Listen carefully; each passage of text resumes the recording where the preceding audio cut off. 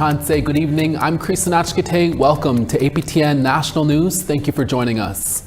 Early Friday, chiefs of 4 remote First Nations in Manitoba shared their disapproval of the provincial and federal government's handling of the wildfires and subsequent evacuations impacting their communities this summer. They say more investments in wildfire prevention rather than wildfire response is needed. APTN's Sav Jonesa starts us off. Wildfires in the Island Lake region in northern Manitoba have severely impacted 4 First Nations in the area.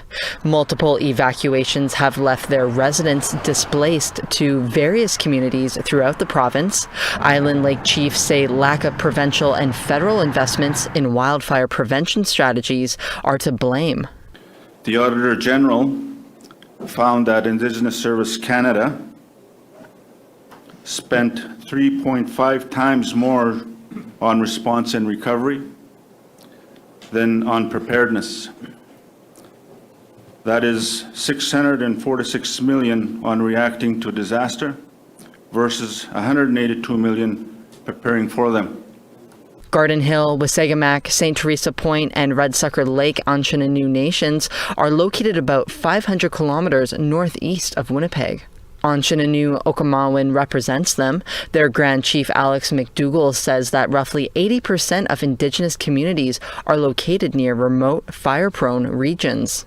Despite that, he says many are without the basic resources and infrastructure needed to respond to the fires. Experts confirm that investing in prevention saves money. Public Safety Canada acknowledges that $1 invested in prevention saves $6 in response costs. Yet Ottawa refuses to follow its own math. Red Sucker Lake Chief Samuel Knott says his community has no way to escape a wildfire about 30 kilometers away. He says government investments in fire suppression teams and infrastructure projects like all-season roads are necessary for their safety. He says his community isn't underprepared, they are under-prioritized. No firefighting aircrafts or crews have been deployed as we are completely abandoned. Our people are suffering from severe smoke inhalation.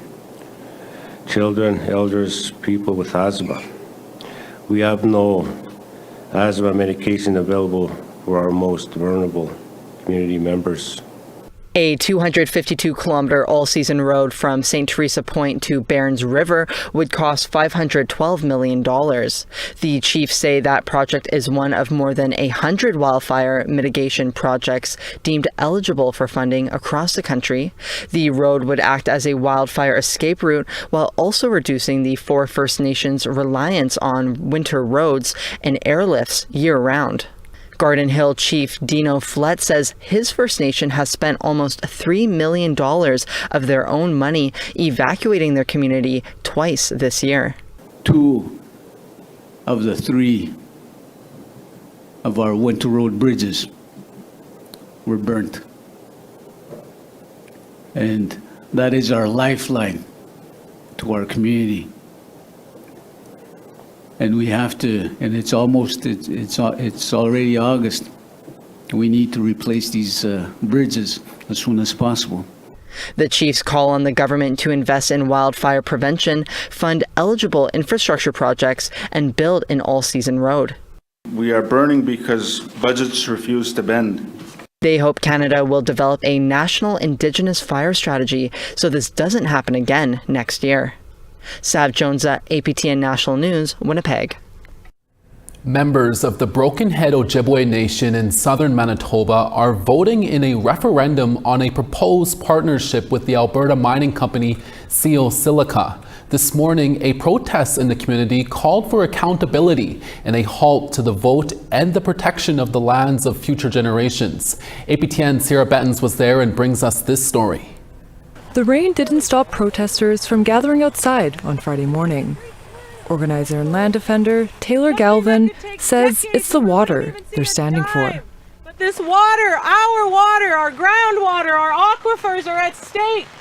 Today, the Broken Head Ojibwe Nation in southern Manitoba is holding a referendum on a proposed partnership with Silica. In July, the Alberta-based mining company offered the nation a 5% profit share in a proposed silica mining operation in southeastern Manitoba.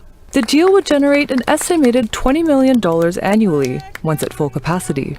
But some band members are concerned about the environmental impact it could have. They're encouraging Broken Head members to consider those impacts at the ballot box today. Say no to silica!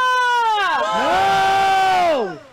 21-year-old Hayden Gilmore is a youth from Broken Head. He's concerned about the proposed project's environmental impact. I have little cousins, I have slightly older cousins that are all around our age, and for the next 40 years that we're all going to be alive, hopefully, these projects are going to be impacting us. They're going to be impacting our waters, they're going to be impacting our land. In February 2024, Manitoba rejected a proposed silica mining project due to environmental concerns, including water contamination. On Friday, Silica said they plan to submit a new environmental license application within the next week. Galvin says community meetings with Silica have left her and others feeling unheard.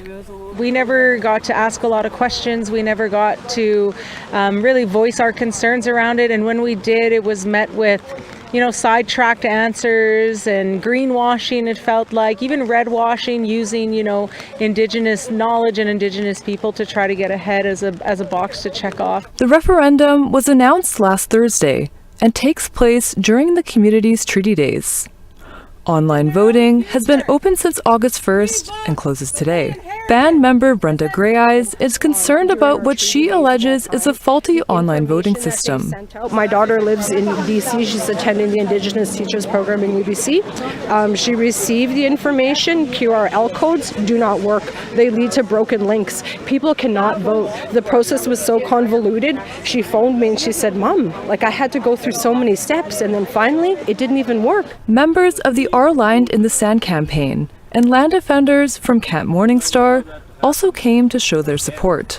The camp near Hollow Water First Nation in Manitoba was established in February 2019 to oppose silica mining projects. Heavenly Martins, another Broken Head youth, says she's standing up for the land and future generations. Everything you do, everything you say, how it will affect the next 7 generations. And so it's important to really keep that in mind. APTN reached out to Broken Head Ojibwe Nation and Silica for comment.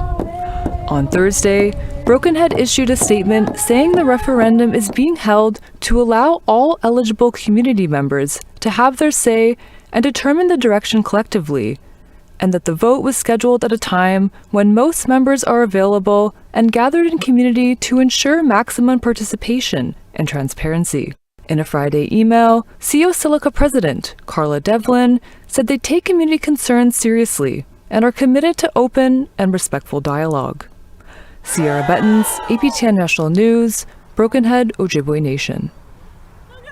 The Penelakut tribe in British Columbia has released interim findings of archival research and ground-based investigations at the former Quepper Island Indian Residential School located northwest of Victoria. As many as 171 students are known through archival research to have died there, including 16 from suspicious causes. The tribe says they are now investigating 51 missing children, specifically students with missing information within archival records, whose final location or status cannot be determined. Penelakut's land-based team has surveyed more than 3,500 square meters using ground-penetrating radar, and through their search they have identified 342 unmarked graves in a cemetery and say more forensic work is needed. The Quepper Island Indian Industrial School opened in 1889 and operated until 1975. More than 2,100 students from 73 different communities were forced to attend. Survivors from the school would later call it Alcatraz, after the maximum security prison in San Francisco Bay. Approximately 1/3 of the students within the first 20 years became deathly ill from sicknesses due to overcrowding, and the school was also set on fire in 1895 when holidays were cancelled for the students. During last Monday's announcement on the new findings, the federal government was invited, but they did not attend. We have another residential school announcement from the Northwest Territories when we come back. Stay with us.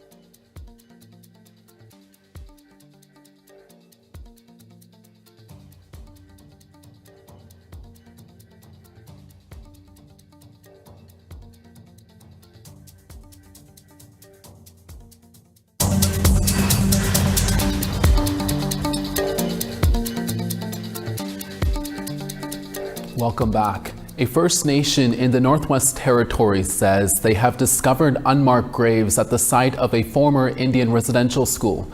Our APTN Yellowknife video journalist Bruce De La Cruz has more. New findings have been released in the ongoing investigation, which began in 2022. In a press release dated August 7th, Chief Louis Balsley of the Deni Nukwe First Nation said 7 unmarked burials were found at Mission Island, the site of the St. Joseph's Indian Residential School operated by the Catholic Church between 1857 and 1890, when it was moved to Fort Resolution. An archaeology team hired by the First Nation used aerial photos and cadaver dogs to locate the burials, which they say are those of 5 children and 2 adults. The causes of death are unknown, and community elders say there could be another 60 unmarked burials. In a prepared statement, Chief Balsley says he is committed to finding closure for everyone involved. His statement in part says, "While growing up, I heard stories of children who were mistreated at the school, children who got sick and died because of malnutrition or abuse. Now we are finding children buried on Mission Island. I am committed to continuing our investigation into what happened at the schools to bring about so many deaths." Bruce De La Cruz, APTN National News, Yellowknife. The elections for the Mohawk Council of Kanesatake were postponed with little warning, following a decision by the former CEO of the election. All council mandates have been extended until a new election. However, the electoral officer suggests the electoral code needs amending before then. As APTN Savannah Craig reports, the decision has caused frustration with many.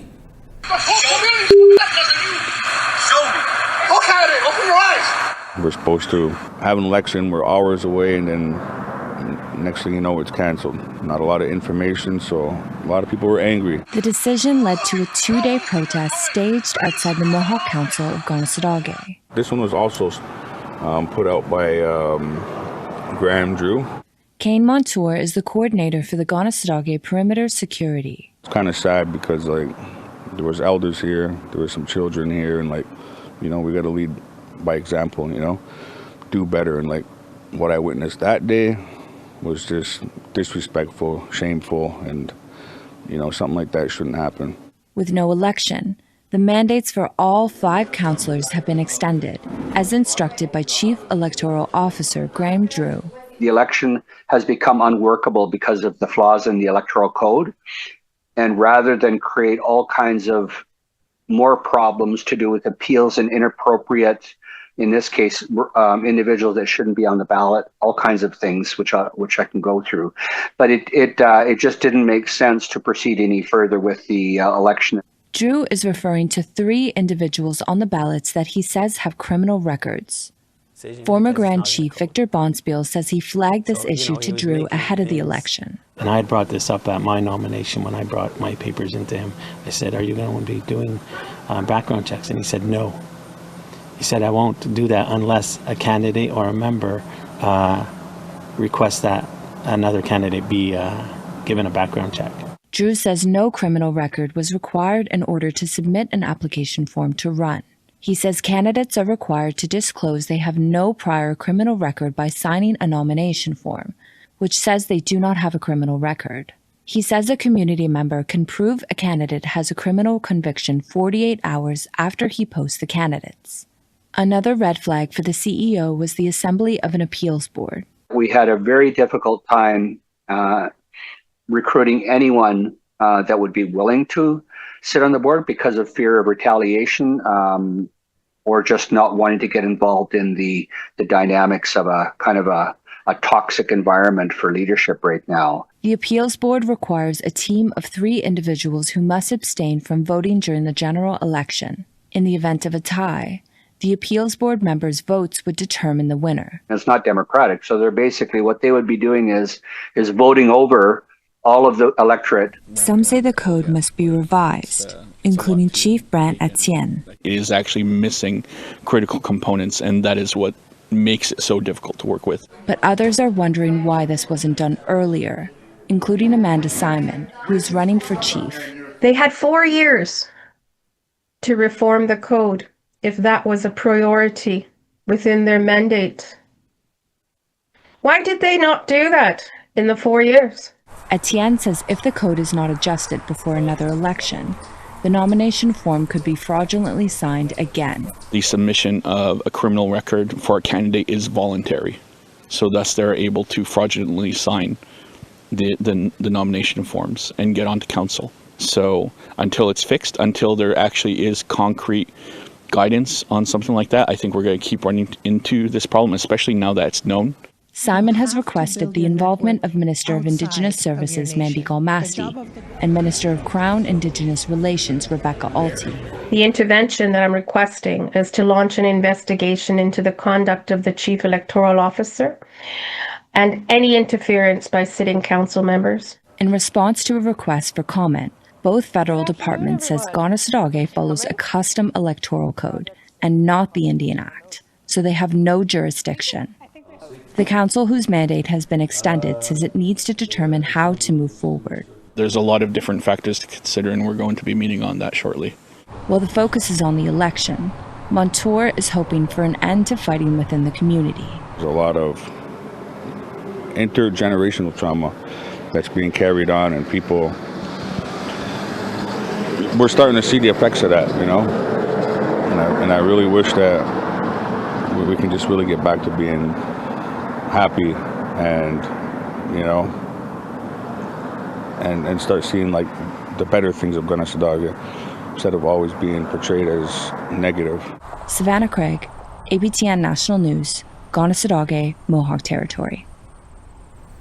Our Annette Francis is back with another story from the Wekwemikon powwow. We'll be right back.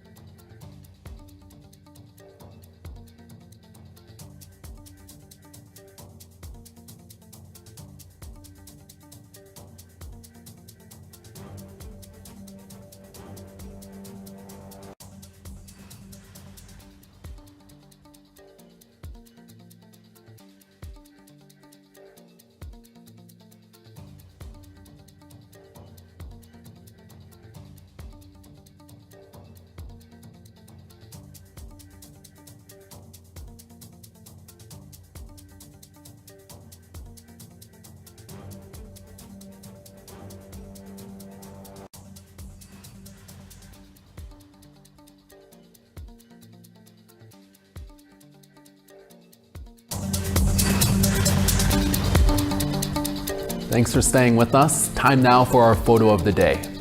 From the Dehcho First Nation, Robert Hardesty shared a stunning view of the land. Denitsa territory is located in what might commonly be referred to as northeastern BC.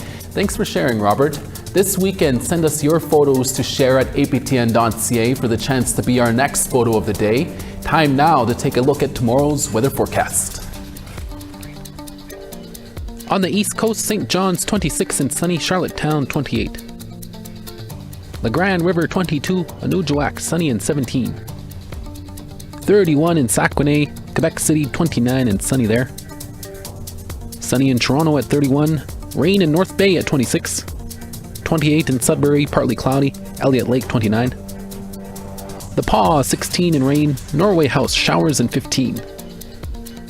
Rain in Gimli at 23, Brandon 21. 21 in Swift Current and sunny there, Saskatoon 25. Meadow Lake 26 in showers, La Ronge 21 and sunny there. Rain in Fort Chipewyan at 24, sunny in Peace River at 24. 26 in Lethbridge, Calgary 24. Vancouver 21, Bella Coola 12. Sand Spit 17 and sunny there, rain in Prince Rupert at 14.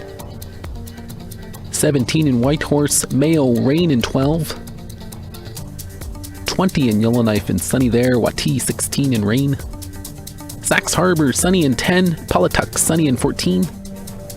Sunny in Baker Lake at 8, Chesterfield 11. And Iqaluit 10, Iqaluit 3.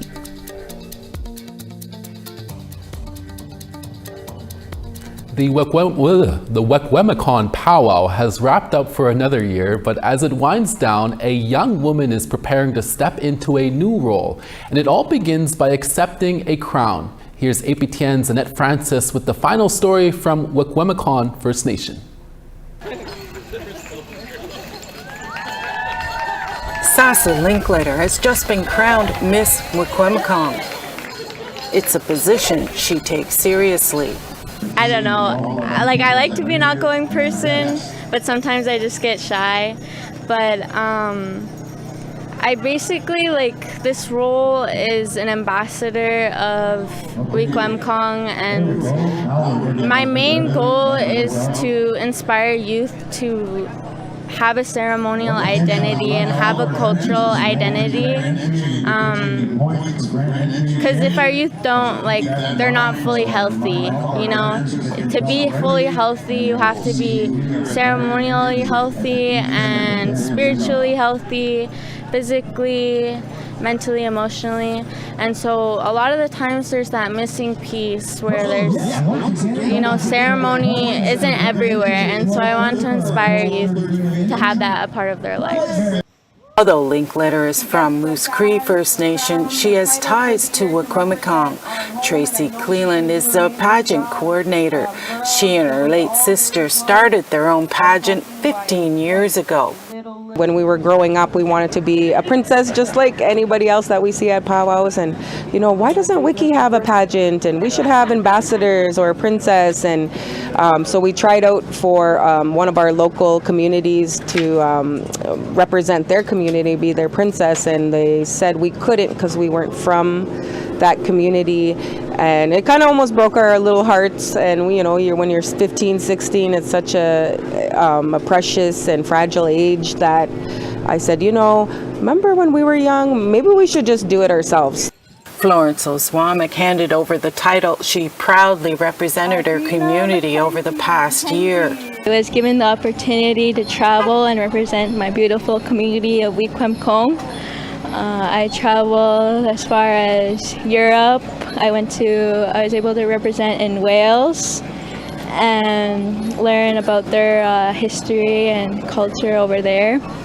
And just across Turtle Island, I was able to represent my community well and living a Manitoba Modsawin. She looks forward to seeing Linkletter continue the work. I feel like it gives them this this invisible superpower that they can do something better, be something better, and they know people are watching them. And I tell them that when we sit together before that, you're representing our community.